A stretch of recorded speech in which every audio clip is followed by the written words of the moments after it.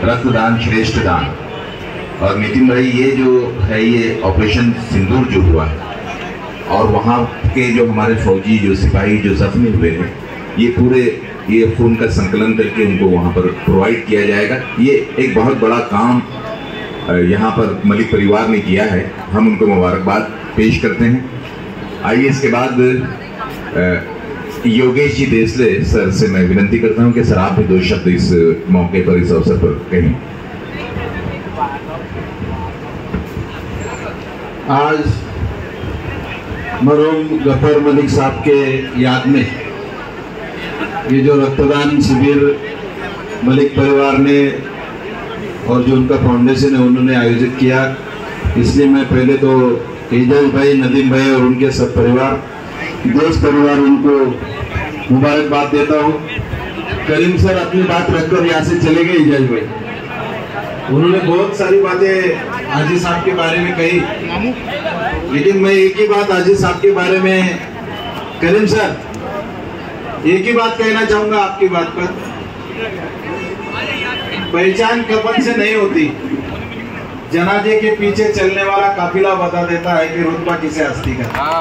क्या बात है, क्या बात है, वाह वाह वाह। पूरी जिंदगी का सार उन्होंने इतने कोरोना काल होने के बाद भी, हाजी साहब का इंतकाल हो गया और इंतकाल में उनके मैयत के पीछे, जनाजे के पीछे जो पब्लिक थी, वो मुझे नहीं लगता जलगांव में किसी कोई जो हस्तियां आज तक गुजरी होंगी उनके पीछे होंगी। एक शहीद बाबा थे और दूसरे गफर मलिक साहब थे। देखो एक कहानी है कि राजा का कुत्ता मारा तो 50,000 लोग उसकी मैयत में थे, क्योंकि राजा देखने को था। राजा मारा तो कोई नहीं था क्योंकि राजा नहीं था देखने को, लेकिन हाजी साहब ऐसा राजा था, उसके मैयत में भी लोग थे, उसके जाने के बाद भी आपको लोग जोड़ के रह गए, क्योंकि ये लोग जोड़ने की कला जो हाजी साहब की थी। करीम सर ने अभी कहा कि उनको एमएलसी देनी चाहिए थी, लेकिन एक बात मैं आपके सामने यहाँ पर रखता हूँ, मुझे मालूम थी। उनके इंतकाल के 10 दिन पहले शरद पवार साहब, हमारी मुलाकात हुई थी, मैं था हाजी साहब के साथ में। अल्पसंख्यक आयोग का अध्यक्ष उनको बनाने वाले थे पवार साहब, क्योंकि महाविकास आघाड़ी की गवर्नमेंट थी, नितिन दादा। उसके 8 दिन पहले रेलवे में अपनी मुलाकात भी हुई थी महाराष्ट्र एक्सप्रेस में, और उस दिन पुणे में वो जो मीटिंग थी, मीटिंग के लिए मैं और हाजी साहब हम दोनों गए थे। उसी दिन हाजी साहब ने मुझे बोला, बेटा जब तक होता नहीं किसी को बताना नहीं, मैं मेरे घर पे भी किसी को बताऊंगा नहीं। उनका ठीक है। दूसरे दिन हाजी साहब अजीत दादा को बोले, दादा को बोले यार योगेश अच्छा बच्चा है, उसको एकादे महामंडल पे लेने हो ना। दादा मुझे मिले, बोले तुम दोनों ठहरा के आते, बोले वो तेरी सिफारिश करती तो उनकी सिफारिश करता। बोले उनका दादा वैसा कुछ नहीं, उनके मन में प्यार है और वो प्यार की वजह से वो बोलते कि कहीं लेने हो ना, लेकिन अल्लाह ताला को क्या मंजूर था वो उसके मन में था। हाजी साहब कोरोना काल में बच गए, इतना बड़ा कोरोना उनको हुआ, लेकिन बाद में हार्ट अटैक से उनका इंतकाल हो गया। उसके बाद पवार साहब का दूसरे दिन मुझे फोन आया, फोन में भी उन्होंने बोला कि ये अच्छी बात नहीं थी।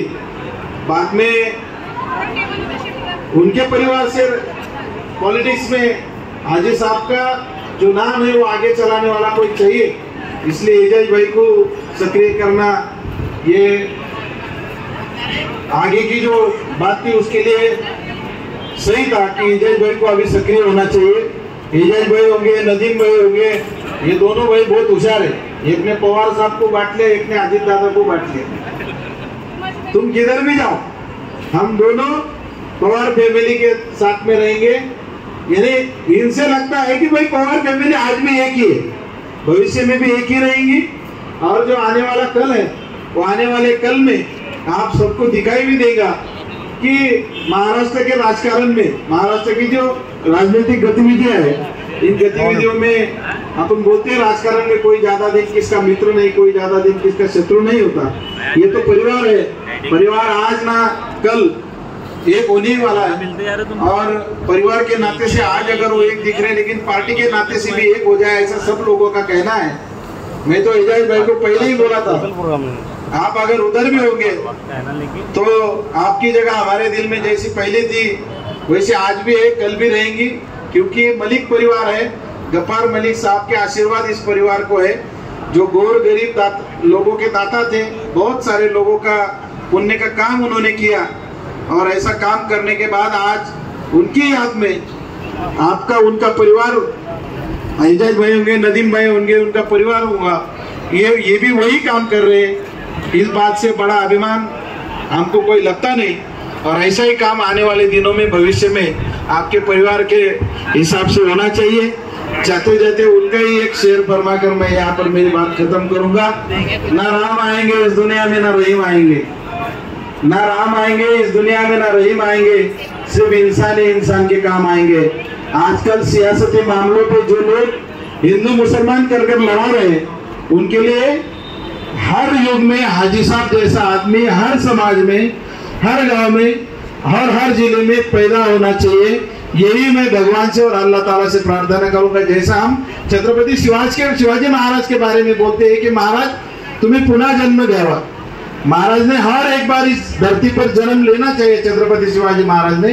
वैसे हर समाज में गफ्फार मलिक साहब जैसे लोगों ने भी जन्म लेना चाहिए, क्योंकि वैसे लोगों की समाज को, आने वाली पीढ़ियों को और युवाओं को बहुत जरूरत है। और वो जरूरत वैसे लोगों के जन्म लेने से अगर कम होती होंगी, अगर जन्म लेना कम पड़ रहा होगा तो, लेकिन हाजी साहब के विचारों पे, उन्होंने रखी हुई नींव पे चलना हमारा तुम्हारा काम है।